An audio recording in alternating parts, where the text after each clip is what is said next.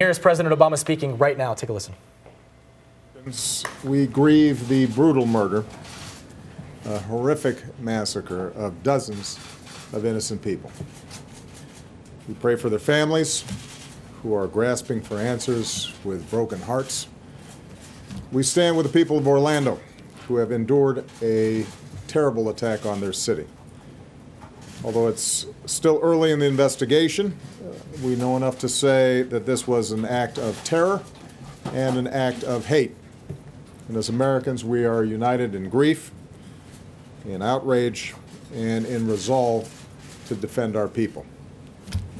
I just finished a meeting with FBI Director Comey and my Homeland Security and National Security advisors. The FBI is on the scene and leading the investigation in partnership with local law enforcement. I've directed that the full resources of the federal government be made available for this investigation. We are still learning all the facts. This is an open investigation. We've reached no definitive judgment on the precise motivations of the killer. The FBI is appropriately investigating this as an act of terrorism, and I've directed that we must spare no effort to determine what, if any, inspiration or association this killer may have had with terrorist groups. What is clear is that he was a person filled with hatred. Over the coming days, we will uncover why and how this happened, and we will go wherever the facts lead us. This morning I spoke with my good friend Orlando Mayor Buddy Dyer, and I conveyed to him the deepest condolences of the American people. This could have been any one of our communities. So I told Mayor Dyer that whatever help he and the people of Orlando need, they are going to get it. As a country, we will be there for the people of Orlando today, tomorrow, and for all the days to come. We also express our profound gratitude to all the police and first responders who rushed to harm's way. Their courage and professionalism saved lives and kept the carnage from being even worse. It's the kind of sacrifice that our law enforcement professionals make every single day for all of us, and we can never thank them enough. This is an especially heartbreaking day for all of our friends, our fellow Americans who are lesbian, gay, bisexual, or transgender.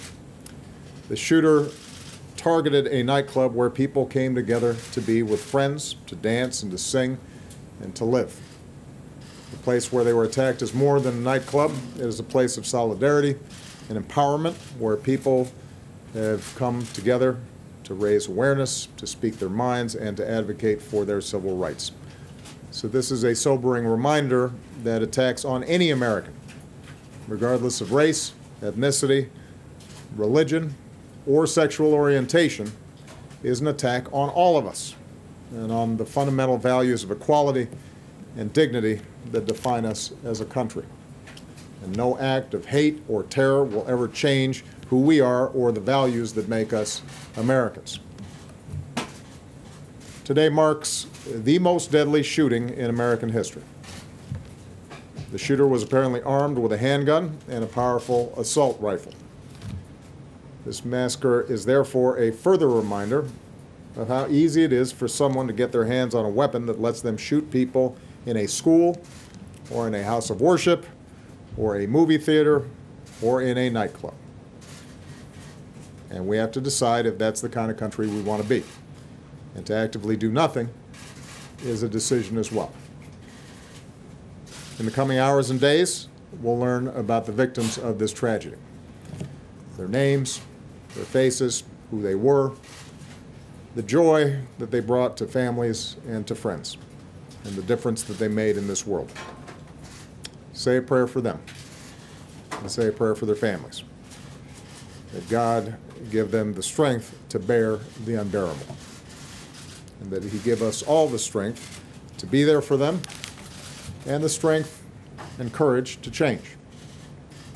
We need to demonstrate that we are defined more as a country by the way they live their lives than by the hate of the man who took them from us. As we go together, we will draw inspiration from heroic and selfless acts. Friends who helped friends, took care of each other, and saved lives. In the face of hate and violence, we will love one another. We will not give in to fear or turn against each other. Instead, we will stand united as Americans to protect our people and defend our nation and to take action against those who threaten us. May God bless the Americans we lost this morning. May He comfort their families. May God continue to watch over this country that we love. Thank you. President Obama wrapping it up. Not taking any questions. No questions. You heard some